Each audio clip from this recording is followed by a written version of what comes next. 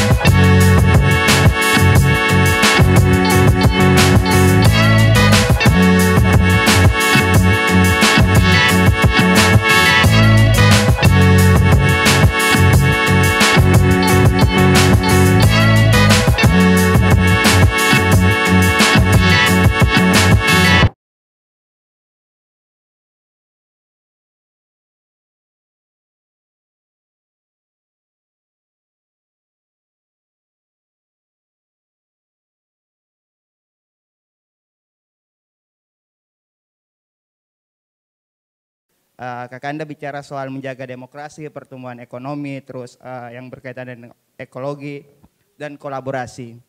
Saya tidak mendengar bagaimana seorang mantan Menteri Pendidikan di tahun 2014 lalu itu berbicara soal gagasan bagaimana peningkatan kualitas sumber daya manusia. Artinya di 2045 nanti ada bonus demografi. Nah, ini belum saya mendengar bagaimana sih ke depannya yang pernah membawahi Kementerian Pendidikan di 2014 misalnya yang 10 tahun yang lalu sudah berbicara tentang pendidikan malah tidak dibicarakan lagi ketika saat ini jelang-jelang bonus demografi nantinya. Kira-kira ke depannya seperti apa untuk peningkatan kualitas sumber daya manusia? Terima kasih. Ya, terima kasih Mas. Izin Mas Anies, Mas AHY sudah 3 untuk sesi pertama. Mungkin bisa bantu direspon dulu. Ya. Terima kasih. Jadi pertama tentang bagaimana menghadirkan orang-orang yang baik. Jadi sebenarnya ini adalah kunci Mas yang dari KBA tadi ya. Kuncinya ada pada orang memang. Memperbaiki sesuatu, kita membutuhkan orang-orang yang terpercaya. Terpercaya itu menurut hemat kami ada 3 unsur. 1, dia kompeten. Punya kompetensi dan teruji dari rekam jejaknya. Yang kedua, dia berintegritas. Dia orang-orang yang tidak bermasalah. Yang ketiga, dia orang yang memiliki kedekatan dengan masyarakat, dengan problematika masyarakat. tiga unsur ini akan bisa membentuk pribadi terpercaya. Ini yang kemudian menjadi kunci. Nah, kami melihat di dalam perjalanan kerja kita selama ini ketemu dengan begitu banyak orang-orang yang bisa menjadi pribadi terpercaya. Trustworthy, orang bisa dipercaya. Seringkali mereka-mereka yang memiliki tiga ini malah tidak mendapatkan kesempatan untuk untuk negara memanfaatkan kompetensinya, integritasnya, kedekatan masyarakatnya bagi orang banyak. Justru di sini peran negara. Negara harus bisa memberikan ruang kepada mereka agar mereka ikut di dalam pengelolaan urusan-urusan masyarakat supaya dirasakan manfaatnya oleh masyarakat dengan baik. Mekanismenya banyak sekali yang bisa dipakai. Ada supply dari partai, ada supply dari private sector, ada supply dari akademis, ada supply dari NGO, ada supply dari think tank, ada banyak sekali nih supplier-supplier ini. Yang kemudian nantinya kita uji dengan tiga hal tadi. Gitu ya, Mas, yang pertama. Kemudian yang kedua, Bung Rio, terkait dengan partisipasi masyarakat yang masukannya gimana supaya bisa diterima, gimana supaya diadopsi.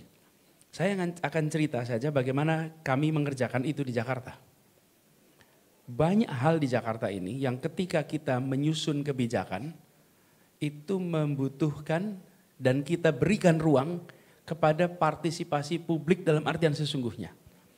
Kalau partisipasi publik itu diberikan kepada kelompok yang powerful dan punya pengaruh, itu biasa. Tapi kalau diberikan kepada mereka yang biasanya tidak didengar, biasanya dilewatkan, itu baru yang menurut kami unik. Saya beri contoh, penataan di Jakarta untuk kampung-kampung. Itu melibatkan warga kampungnya. Nomor satu warga kampungnya. Yang kedua melibatkan NGO yang terlibat di wilayah itu, melibatkan think tank yang banyak bekerja di situ. Yang ketiga, melibatkan pakar di bidang tersebut. Yang keempat, melibatkan fasilitator dan kemudian baru pemerintah. Jadi, perubahan-perubahan yang kita lakukan dibahas bersama memang menjadi perlu waktu. Tapi inilah sebuah proses yang menjaga keguyuban. Sehingga ketika hasilnya muncul di ujung, semua merasakan kepemilikan, semua merasakan ini hasil permusyawaratan. Walaupun tidak selalu semuanya sepakat dengan keputusannya. Karena menghasilkan sebuah musyawarah yang semua setuju itu tidak mudah. Ada selalu yang tidak setuju. Tetapi di dalam prosesnya semua mendapatkan kesempatan. Itu yang kita kerjakan. Di dalam penataan-penataan yang kita kerjakan di Jakarta melibatkan. Bahkan ketika kita mau melakukan reformasi atas transportasi umum di Jakarta, itu kita undang semua pelaku-pelaku transportasi umum. Dan pertemuan pertamanya galaknya luar biasa. Saya ketemu dengan pelaku-pelaku operator itu, wah mereka menyampaikan kami begini yang kami rasakan. Pertemuannya perlu waktu beberapa bulan, berkali-kali. Kalau tidak salah lebih dari 70 kali, tentu bukan saya yang 70 kali. Saya membuka di awal, di tengah, proses negosiasi terus sampai ketemu di ujung. Tapi itu dijalani. Dan ketika itu selesai, hasilnya solid. Semua ikut. Tidak semua setuju, tapi semua ikut. Itu contoh ya. Nah inilah, makanya saya sering sampaikan, kalau mau menduga besok akan bagaimana, lihatlah kemarin seperti apa. Karena itulah prediktornya. Dan yang terakhir Bung Fauzi, jadi sektor-sektornya banyak Bung Fauzi. Jadi ketika bicara tentang misalnya tadi kesetaraan, kesempatan, keadilan, maka itu ada sektornya. Ada sektor pertanian, ada sektor pendidikan, ada sektor perumahan, ada sektor transportasi, itu sektor. Yang saya sampaikan tadi adalah gagasan dasar yang harus digunakan di semua sektor. Jadi ketika sampai kepada sektor pertanian misalnya, maka kita ingin terjadi peningkatan pertumbuhan yang setara. Oke? Maka baik petaninya, baik pengelolaan pasarnya, baik end usernya semua mendapatkan kesetaraan distribusi kesejahteraan. Ketika sampai kepada pendidikan misalnya, maka pendidikan di perkotaan dengan pendidikan di pedesaan ada kesetaraan kesempatan. Di perkotaan pun ada kesetaraan antara mereka yang berasal dari keluarga berstatus sosial ekonomi tinggi dengan mereka yang berstatus sosial ekonomi rendah. Jadi yang tadi saya sampaikan adalah gagasan-gagasan fundamental yang itu digunakan di dalam setiap sektor. Jadi ketika saya mimpin Jakarta kemarin, ini boleh dicek kepada dinas-dinas, saya sampaikan kepada semua, kita berada di sebuah gedung, namanya Balai Kota tuh, yang jaraknya hanya 1 kilometer dari tempat pembukaan Undang-Undang Dasar 45 disepakati, namanya Gedung Pancasila. 1 kilometer. Dan di pembukaan Undang-Undang Dasar itu dikatakan Republik ini didirikan ujungnya adalah menghadirkan keadilan sosial bagi seluruh rakyat Indonesia. Jadi Dinas Pertamanan, di mana kebijakan yang tidak menghasilkan keadilan?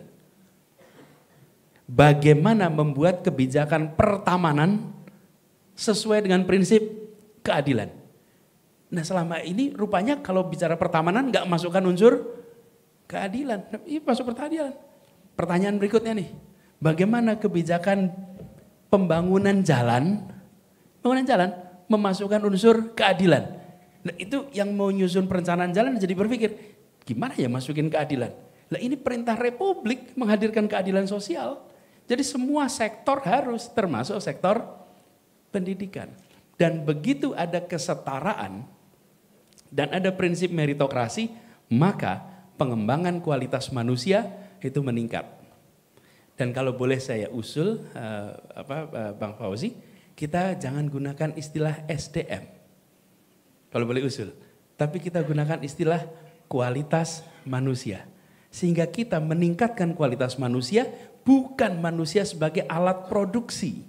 Ketika disebut sebagai sumber daya manusia, dia setara dengan sumber daya alam, setara dengan sumber daya uang, setara dengan sumber daya teknologi. Itu adalah sebuah fungsi produksi ekonomi.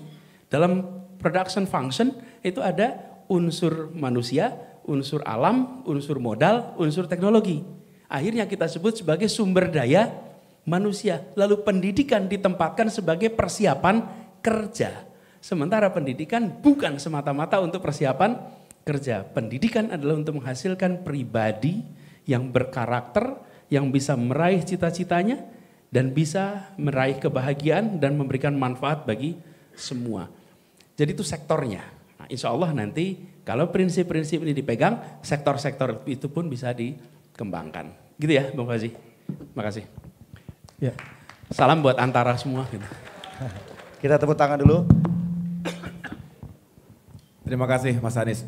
Kalau saya memperkuat apa yang tadi disampaikan oleh Mas Anies Baswedan, khususnya terkait dengan isu terakhir yang tadi dibahas, bagaimana melihat manusia Indonesia hari ini dan ke depan.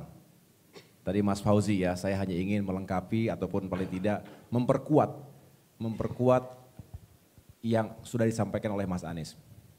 Pertanyaan itu sangat mendasar dan confirm setiap kami berkeliling ke berbagai wilayah Indonesia, setiap melakukan dialog rakyat, baik dalam lingkup kecil maupun dalam lingkup yang besar menghadirkan ribuan masyarakat, selalu paling tidak ada satu pertanyaan terkait dengan bagaimana nasib manusia Indonesia.